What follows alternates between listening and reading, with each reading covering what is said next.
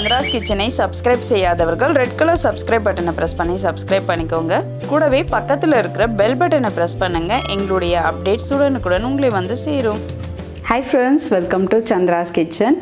இன்றைக்கி வந்து நம்ம ஒரு பொடி ரெசிபி தான் பார்க்க போகிறோம். இந்த பொடி ரெசிபி பார்த்திங்கன்னா நமக்கு வந்து கொலஸ்ட்ரால், அதுக்கப்புறம் வந்து பார்த்திங்கன்னா ஹார்ட் ப்ராப்ளம் இதெல்லாம் வந்து குறையிறதுக்கு ரொம்ப யூஸ்ஃபுல்லாக இருக்கும். இந்த ரெசிபி என்ன அப்படின்னு பார்த்திங்கன்னா பூண்டு மிளகாய் பொடி தான்.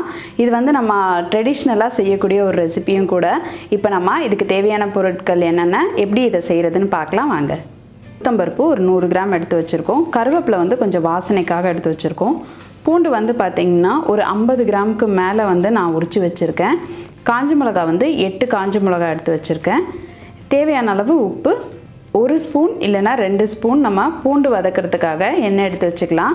எண்ணெய் வந்து நான் ரீஃபைண்ட் ஆயில் தான் எடுத்து வச்சுருக்கேன். இதில் நீங்கள் நல்லெண்ணெய் யூஸ் பண்ணிங்கனாலும் ரொம்ப நல்லாயிருக்கும், வாசனையாக இருக்கும், சீக்கிரம் கெட்டு போகாது.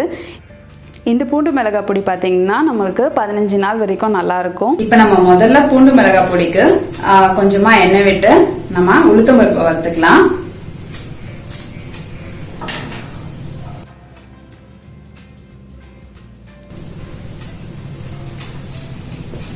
இப்போ எண்ணெய் காயட்டும். இப்போ வந்து எண்ணெய் காஞ்சிடுச்சு, நம்ம உளுத்தம்பருப்பு சேர்த்துக்கலாம். இது வந்து 100 கிராம் உளுத்தம்பருப்பு. இந்த உளுத்தம்பருப்பை வந்து நம்ம சிவக்க வறுக்கணும். இது நீங்கள் வறுக்கும்பொழுது பார்த்தீங்கன்னா சிம்மில் வச்சு வருங்க. அப்போ வந்து எல்லாமே ஒரே மாதிரி வறுப்படும்.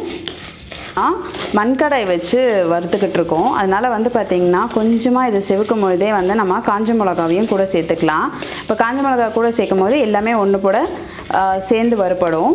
இப்போ நான் வந்து காஞ்ச மிளகா சேர்த்துக்கிறேன். நம்ம வந்து ஒரு 8 காஞ்ச மிளகாவை கிள்ளி வச்சுருக்கோம், அதை இதோடு சேர்த்துக்கலாம். இது வந்து பார்த்திங்கன்னா இப்போ பொன்னிறமாக வறுபட்டுக்கிட்டு இருக்கு. இப்போ காஞ்ச மிளகாவும் வந்து இது கூடவே சேர்ந்து வறுபடுது. இப்போ நம்ம இது கூட வந்து கொஞ்சம் கருவேப்பிலையும் சேர்த்துக்கலாம். கருவேப்பிலை வந்து நல்லா வாசமாகவும் இருக்கும். இப்போ நான் வந்து ஒரு 2 கொத்து அளவுக்கு கருவேப்பிலை சேர்த்துக்கிறேன். இப்போ இது எல்லாத்தையும் சேர்த்து நல்லா வந்து வறுத்துக்கலாம். இப்போ பார்த்திங்கன்னா இது வந்து பொரிய ஆரம்பிச்சிடுச்சு. இப்போ நம்ம இதை ஒரு தட்டுக்கு மாற்றிடலாம். இப்போ அடுத்ததான் நம்ம வந்து பூண்டை வந்து வறுத்துக்கலாம். அதுக்காக மிச்சம் இருக்கிற இன்னும் கொஞ்சம் எண்ணெயை இதில் ஊற்றிடுறேன். இப்போ வந்து எண்ணெய் காஞ்சிருச்சு. நம்ம வந்து உரிச்சு வச்சிருக்க பூண்டை இதோட சேர்த்து நல்லா வந்து பொன்னிறமா வறுக்கலாம்.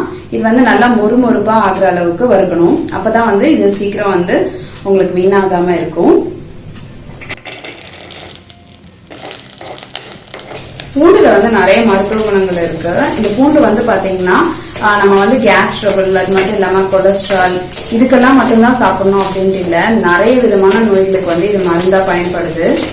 அதனால வந்து பூண்டை வந்து எப்பவுமே எடுத்து வைக்காம இந்த மாதிரி செஞ்சு சாப்பிடுங்க, ரொம்ப நல்லது. இந்த பூண்டோட வாசனை பாத்தீங்கன்னா அவ்வளவு சூப்பரா இருக்கு, நல்ல கமகமகமான.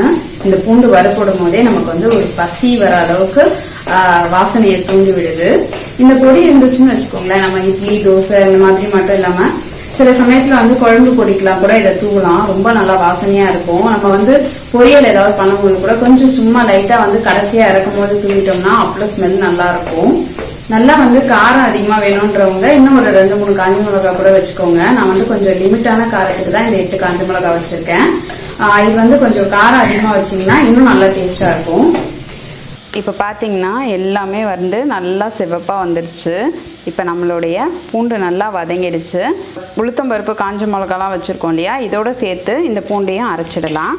இது வந்து கொஞ்சம் லைட்டாக சூடு இருக்குது. உளுத்தம்பருப்புலாம் ஏற்கனவே நம்ம வந்து வறுத்துட்டதுனால அதெல்லாம் சூடு ஆறிடுச்சு.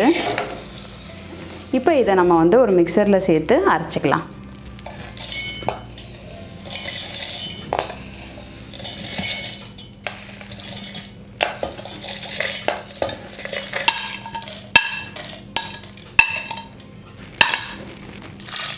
இப்போ வந்து கல்லுப்பு சேர்த்தாச்சு.